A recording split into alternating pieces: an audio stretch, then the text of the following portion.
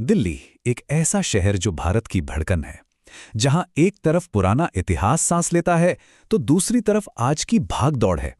लेकिन सोचिए, क्या हो अगर इस शहर की यही शांति बस एक पल में बिखर जाए। आज हम बात करेंगे 10 नवंबर 2025 की उसी शाम की, जिसने सच में सब कुछ बदल कर रख दिया। तो तारीख थी 10 नवंबर 2025। पुरानी दिल्ली की गलियां वही रोज की तरह की चहल पहल, लोगों का आना जाना, मतलब सब कुछ बिल्कुल नॉर्मल था, या कहिए नॉर्मल लग रहा था। हाँ, क्योंकि वो जो सामान्य सी दिखने वाली शाम थी ना, वो अचानक एक खौफनाक पल में तब्दील हो गई। एक ऐसी घटना जिसने दिल्ली के दिल पर एक बहुत ही गहरा जख्म छोड़ दिया। तो सवाल यह है कि आखिर उस शाम हुआ क्या था। चलिए देखते हैं कि कैसे लाल किले के पास हुए एक जोरदार धमाके ने देखते ही देखते पूरे देश को हिला दिया। वक्त था शाम के करीब 6:50 का, मतलब एकदम पीक ट्रैफिक वाला time. Lal Qila metro station के पास एक हुंडई i20 कार सिग्नल पर आकर रुकती है और बस तभी एक भयानक धमाका होता है। ये धमाका कार के अंदर से हुआ था और इसकी चपेट में आसपास की कई गाड़ियां आ गईं। चारों तरफ बस चीख पुकार और अफरा तफरी का माहौल था। इस खौफनाक धमाके में 8 लोगों ने अपनी जान गंवा दी। सोचिए, 8 जिंदगियां जो शायद बस अपना काम खत्म करके घर लौट रहे थे। और जान गंवाने वालों के अलावा करीब करीब 20 लोग घायल भी हुए। उन्हें फौरन मेडिकल हेल्प की जरूरत थी। मतलब इस हमले की जो इंसानी कीमत थी वो वाकई बहुत भारी थी। देखिए, ऐसे किसी भी संकट के समय में जो शुरुआती कुछ मिनट और घंटे होते हैं ना, वो सबसे ज्यादा क्रिटिकल होते हैं। तो अब देखते हैं कि धमाके के फौरन बाद अथॉरिटीज ने कैसे रिस्पॉन्ड किया। और रिस्पॉन्स काफी तेज और ऑर्गेनाइज था। सबसे पहले तो फायर ब्रिगेड और रेस्क्यू टीम्स मौके पर पहुंची। उसके बाद सिक्योरिटी फोर्सेस ने पूरे एरिया को कॉर्डन ऑफ कर दिया, मतलब घेर लिया, ताकि सबूतों से कोई छेड़छाड़ ना हो और कोई दूसरा खतरा पैदा ना हो। और हाँ, साथ ही साथ जो लोग वहां फंसे हुए थे उन्हें भी तेजी से सुरक्षित जगहों पर ले जाया गया।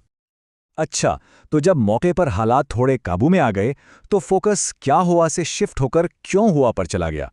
और बस यहीं से शुरू हुई इस मामले की ऑफिशियल इन्वेस्टिगेशन। देखिए, इन्वेस्टिगेटर्स को ये बात तो शुरू से ही साफ थी कि ये कोई एक्सीडेंट नहीं है। कार को जानबूझकर वहां पार किया गया था, धमाका भी अंदर से हुआ था। मतलब ये एक सोची समझी साजिश थी। सबूत इस तरफ भी इशारा कर रहे थे कि हमलावरों ने अटैक से पहले उस पूरे इलाके की अच्छी खासी रेकी की थी। और मामले की गंभीरता को देखते हुए इसकी जांच UAPA यानी अनलॉफुल एक्टिविटीज प्रिवेंशन एक्ट के तहत की जा रही है। अब इसका सीधा सा मतलब यह है कि एजेंसियां इसे एक आतंकी हमला मानकर ही चल रही हैं। शुरुआती जांच में जो नाम सामने आ रहे हैं उनमें जैश-ए-मोहम्मद और अंसार ग़ज़वतुल हिंद जैसे आतंकी संगठनों का जिक्र है।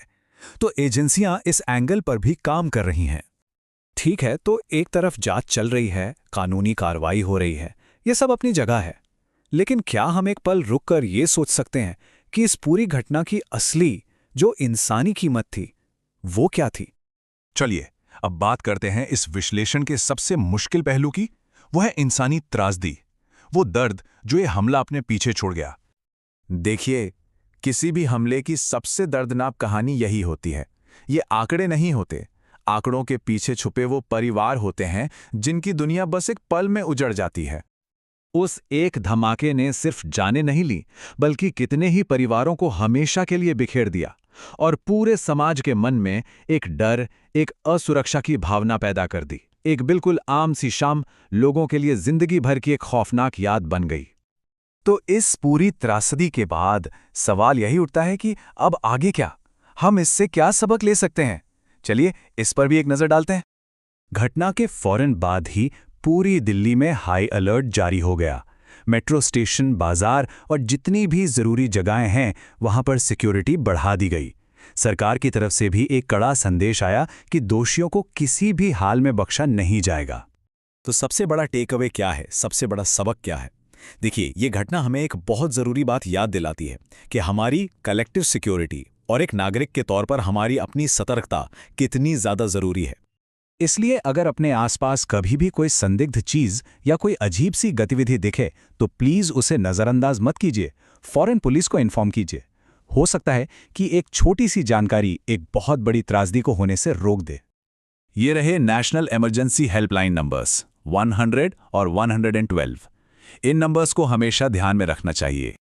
और आखिर में बस एक बात, देखिए, हमारी सुरक्षा सिर्फ सरकार या पुलिस की ही जिम्मेदारी नहीं है, ये हम सबकी एक कलेक्टिव जिम्मेदारी है। अवेयरनेस यानी जागरूकता और सही समय पर एक्शन लेना, यही हमारी सबसे बड़ी ताकत है।